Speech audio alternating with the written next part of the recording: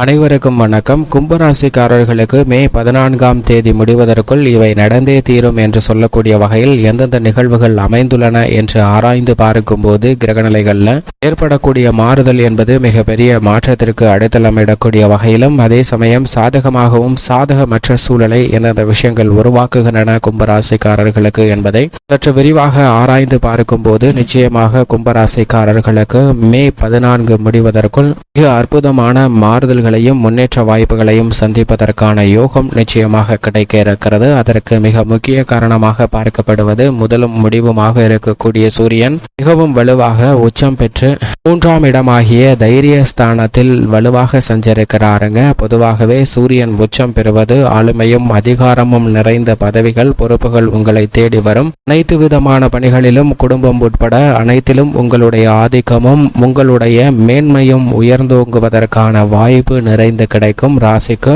அதிபதியான சனிக்கு தந்தையாக பார்க்கக்கூடிய சூரியன் சனியை பகை கிரகமாக பார்த்தாலும் அவர் உச்சம் பெற்று சஞ்சரிக்கக்கூடிய இடம் 3 என்பதால் மிகப்பெரிய அளவில் முன்னேற்றம் நிறைந்து கிடைக்கிறது. ஏனென்றால் பொதுவாக சூரியன் 3, 6, 10, 11 ஆகிய இடங்களில் அபரிவிதமான வளர்ச்சியை அள்ளி கொடுப்பாருங்க. அதில் ஒரு இடமான 3ஆம் இடத்தில் உச்சம் பெற்றிருப்பதால் அமோகமான வளர்ச்சி நிச்சயமாக கும்பராசிக்காரர்களுக்கு இந்த தருணத்தில் நிறைந்து கிடைக்க போகிறது. எந்த பணியை தொட்டாலும் அதில் காரிய வெற்றி நிச்சயமாக உண்டு. அலைச்சல் சிரமம் வெகுவளவில் குறையும். உஷ்ண சம்பந்தப்பட்ட தொல்லைகளும் விலகும். உடல் ஆரோக்கியத்தில் திருப்திகரமான சூழல் நிச்சயமாக உருவாகக்கூடிய இனிமையான தருணமாக அமைகிறது என்பதை தெளிவாக உறுதிப்படுத்துகிறாருங்க சூரியன். மட்டுமல்லாது 3ஆம் இடத்தில் அவருடன் இணைந்து மிகவும் வலுவாக சுக்கிரன் வீற்றிருக்கிறாருங்க. கலைத்துறை மற்றும் அரசியல் துறையின் நாயகனாக இருக்கக்கூடிய சுக்கிரன் 3இல் இருப்பது சற்று சாதகமற்ற ஒரு அமைப்பாக தான் பார்க்கப்படுகிறது. இருந்தாலும் கூட உச்சம் பெற்று சஞ்சரிக்கக்கூடிய சூரியனுடன் இணைந்திருப்பதால் பல்வேறு வகையான தடைகள் சிரமங்கள் நிச்சயமாக விலகுவதற்கான யோகம் உண்டு. கலைத்துறை ரீதியான பணிகளில் அலைச்சல் அதிகரித்தாலும் கூட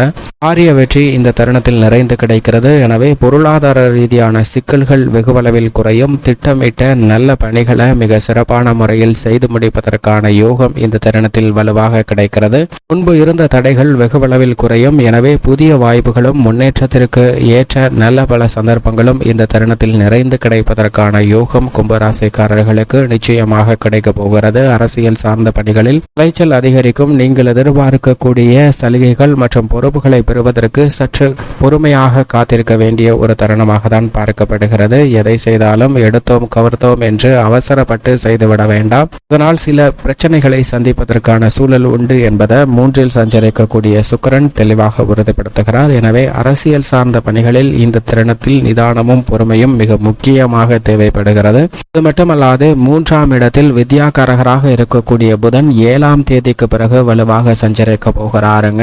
2ஆம் இடத்தில் நீச்சம் பெற்று சஞ்சரிக்கக்கூடிய புதன் 7ஆம் தேதிக்கு பிறகு நீச்ச நிவர்த்தி பெற்று 3இல் வலு பெறுகிறார். நட்பு சக்கரத்தில் காலச்சக்கரத்தில் நட்பை கொண்டாடக்கூடிய புதன் நிச்சயமாக 3ஆம் இடத்தில் வலு பெறுவது நல்ல வரவேற்கத்தக்க ஒரு அமைப்பாக தான் பார்க்கப்படுகிறது. முக்கூட்டு கிரகங்கள் என்று சொல்லக்கூடிய சூரியன் சுக்கிரன் மற்றும் புதனின் இணைவு பல அதிரடியான மாற்றங்களை நிச்சயமாக ஏற்படுத்தி கொடுக்க போகிறது. அது மட்டுமல்லாது சிந்தித்து தெளிவு மனநிலையுடன் அனைத்து விதமான முடிவுகளையும் எடுப்பதற்கான சாத்தியக்கூறுகள் உண்டு. மேலும் இந்த தருணத்தில் கேதுவை தவிர மற்ற அனைத்து கிரகங்களுடனும் இணைந்து சஞ்சரிக்க போகிறாருங்க சந்திரன். 7ஆம் தேதிக்கு பிறகு வளர்பிறை சந்திரனாக மாறுகிறார். தேய்பிறை சந்திரனாக இருந்த சந்திரன் சனி ராகு செவ்வாய் சூரியன் சந்திரன் புதன் என கிரகநிலைகளுடன் இணைந்து சஞ்சரித்து வளர்பிறை சந்திரனாக குருவுடன் இணைந்து சஞ்சரிக்க போகிறாருங்க. இது நிச்சயமாக அனைத்திலும் முன்னேற்றத்தையும் வெற்றியையும் உருவாக்கி கொடுக்கக்கூடிய இனிமையான தருணமாக அமைகிறது என்பதை கும்பராசிக்காரர்களுக்கு உறுதிப்படுத்துகிறார் சந்திரன்.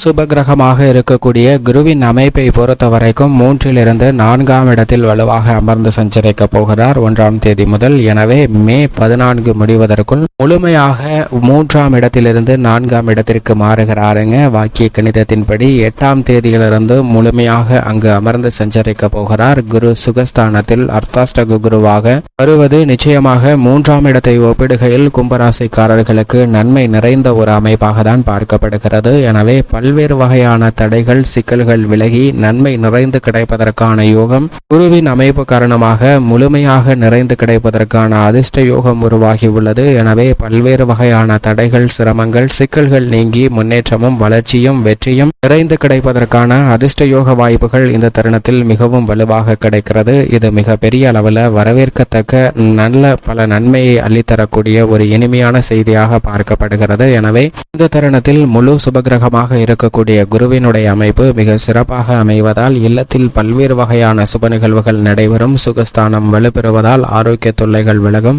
மண் சார்ந்த தொல்லைகள் விலகுவதற்கான யோகமும் சுப விரயங்கள் அதிகரிப்பதற்கான சாத்தியக்கூறுகளும் உண்டு. நீங்கள் எதிர்பார்க்கக்கூடிய சுப நிகழ்வுகள் இந்த தருணத்தில் இனிமையாக கைகூடுவதற்கான யோகம் மிகவும் வலுவாக கிடைக்கிறது. எனவே பல்வேறு வகையான தடைகள் சிரமங்கள் நிச்சயமாக விலகக்கூடிய ஒரு இனிமையான தருணமாக குருவின் அமைப்பு காரணமாக கும்பராசிக்காரர்களுக்கு கிடைக்கிறது.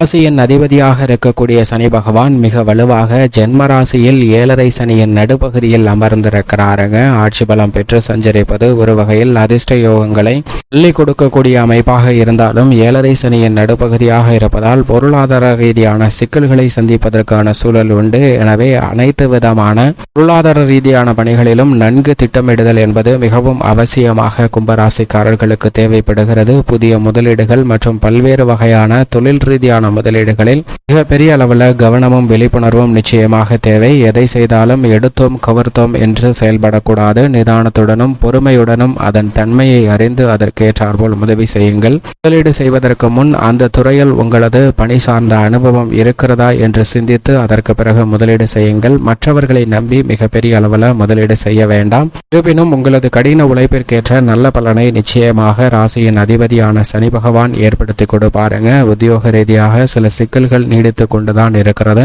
பொறுத்தார் பூமி ஆழ்வார் என்று சொல்லக்கூடிய வகையில் பொறுமையுடன் அனைத்தையும் கையாளுங்கள். அவை அனைத்தும் மிக விரைவில் மாறுவதற்கான யோகம் உண்டு. திருக்கணிதத்தின்படி ராசியின் அதிபதி ஜென்ம ராசியில் பாதிக்கு மேல் கடக்கக்கூடிய ஒரு தருணமாக பார்க்கப்படுகிறது. எனவே இனி வெகுவளவில் சிரமங்கள் குறையக்கூடிய யோகம் நிச்சயமாக கிடைக்கப் போகிறது. பல்வேறு வகையில முன்னேற்ற வாய்ப்புகள் நிறைந்து கிடைப்பதற்கான யோகம் நிச்சயமாக கும்பராசிக்காரர்களுக்கு உருவாகும் என்பதில் சந்தேகமே இல்லை.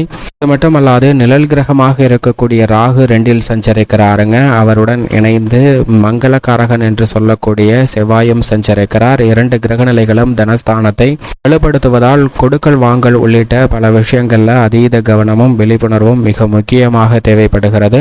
இன்னும் சுப நிகழ்வுகள் மிக சிறப்பாக கைகூடுவதற்கான யோகம் உண்டு. ஆனால் சுப நிகழ்வுகள்ல சின்ன சின்ன தடைகளை சந்திப்பதற்கான சாத்தியக்கூறுகள் சுகஸ்தானம் பெற்றிருந்தாலும் செவ்வாய் 2ஆம் இடமாகிய குடும்பஸ்தானத்தில் சஞ்சரிப்பதால் ஏற்படுகிறது. அதே வேளையில் ராகு மற்றும் கேது உங்களது சஞ்சார தூரத்தில் பாதிக்கு மேல் கிடக்கின்றன. எனவே குடும்பஸ்தான தனஸ்தான கேதுவால் ஏற்படக்கூடிய சிரமங்களும் அதைவிட அஷ்டம கேதுவால் ஏற்படக்கூடிய சிரமங்களும் ராகுவால் ஏற்படக்கூடிய தனஸ்தான பாதிப்பும் விலகுகிறது. கேதுவின் பார்வை குடும்பஸ்தானத்தில் விழுவதால் ஏற்பட்டு வந்த பல சிரமங்கள் இனி கும்பராசிக்காரர்களுக்கு நிச்சயமாக குறையும். நல்ல அதிரடியான முன்னேற்ற வாய்ப்புகளும் வெற்றிகரமான சூழ்நிலையும் குறைந்து கிடைப்பதற்கான யோகம் நிச்சயமாக உருவாகிறது. எனவே பல்வேறு வகையான தடைகள் விலகி நல்ல முன்னேற்றமும் வெற்றி வாய்ப்பும் இந்த தருணத்தில் நிறைந்து கிடைப்பதற்கான யோகம் உண்டு. மேலும் இந்த தருணத்தை சாதகமாக மாற்றிக்கொள்ள நிச்சயமாக கும்பராசிக்காரர்கள் மிக வலுவாக சூரியனும் சந்திரனும் இணைந்து 7ஆம் தேதி அன்று அமாவாசை தினத்தில் சஞ்சரிப்பதால் அன்றைய தினத்தில் விரதமிருந்து முன்னோர் வழிபாட்டை சரியான முறையில் மேற்கொள்ளுங்கள். தங்கள் வாழ்வில் சந்திக்கக்கூடிய தடைகள் விலகி கும்பராசிக்காரர்களுக்கு நன்மையும் சுபிட்சமும் நிச்சயமாக நிறைந்து கிடைக்கும்.